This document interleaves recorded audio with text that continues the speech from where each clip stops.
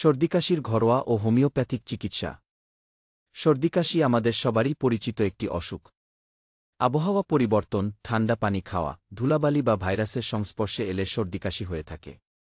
এতে নাক দিয়ে পানি পড়ে, গলা খুসখুস করে, মাথা ব্যথাও হতে পারে। তবে ভয় নেই, সহজ ও প্রাকৃতিক উপায়ে ঘরে বসেই উপশম সম্ভব। হোমিওপ্যাথিক চিকিৎসা। এখানায় ৩-০ সর্দি শুরুর প্রথম পর্যায়ে, হঠাৎ ঠান্ডা লাগলে। ব্রিওনিয়া ৩-০ শুকনো কাশি, বুক ধরা কাশি হলে। বেলাডানা ৩-০ গলা ব্যথা ও জ্বরসহ সর্দির ক্ষেত্রে। ইউপেটোরিয়াম পারফোলিয়েটাম শরীর ব্যথা, জ্বর ও সর্দি হলে। হার্বাল চিকিৎসা।